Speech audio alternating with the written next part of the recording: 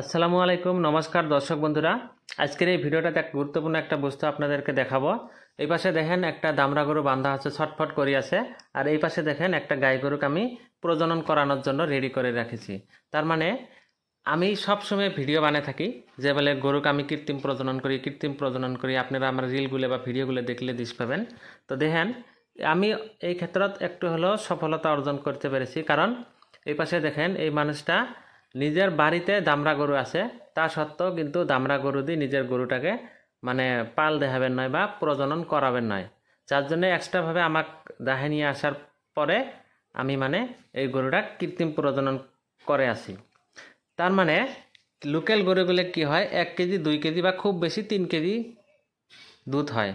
তো এই এত কম দুধ দিয়ে এত খাওয়া খেলিয়ে কিন্তু মানুষের বহুত লস হয়ে যায়। তো সেম খাওয়া খায়, ক্রস গরুগুলো লোকাল গরুর তুলনায় অল্প একটু বেশি খাওয়া খায়। তো আর দুধ কিন্তু 10-12 লিটার 15 লিটার 20 লিটার পর্যন্ত দুধ হওয়া গরু আমার এই জায়গাত আছে।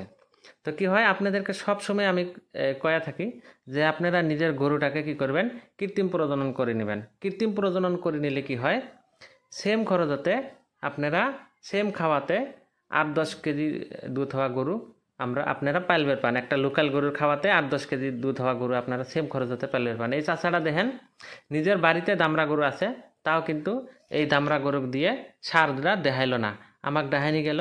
অল্প একটু ওয়েটও করা লাগে, অল্প একটু পয়সাও খরচ করা লাগে, করি হলো মানে কি করলো, মানে কৃত্রিম প্রজনন করে নিব। দেখেন একদম প্রাকৃতিক একটা পরিবেশের মাঝত খুব সুন্দর জায়গা। এই জায়গাতে আমি কৃত্রিম প্রজনন করে আছি।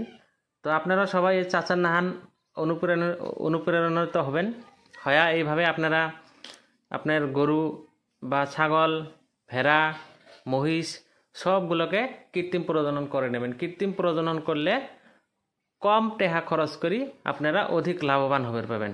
তো যখন কম টাকা খরচ করি অধিক লাভবান হতে পাবেন, তখন আপনারা আর্থিকভাবে উন্নতি লাভ করতে পারবেন।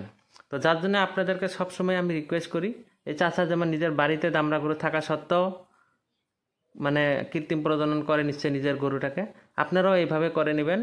দামড়া গরুও পালবেন, মাংসের জন্য পালবেন, আর গাই গরু পালবেন কৃত্রিম প্রজনন করে উন্নত জাতের গরু পাওয়ার জন্য। এই গরুটাকে আমি জার্সি ইঞ্জেকশন দিয়ে আসি। তো এটা যেহেতু লোকাল গরু আর জার্সি গরুর ক্রস, তো এটার বাচ্চাটা ক্রস ব্রিডে হব। তো আপনারা আমার চ্যানেলের সাথে লাগিয়ে থাকবেন। এই গরুটার কী বাছুর হয় আমি সব দেখাবো। আর তার জন্য 9 মাস ওয়েট করা লাগবে। এমন করি আমি আপনাদেরকে সব সময় এমন করি সতর্ক করে থাকি যে কৃত্রিম প্রজননের প্রতি আগ্রহ হন। তো ধন্যবাদ ভিডিওটা সম্পূর্ণ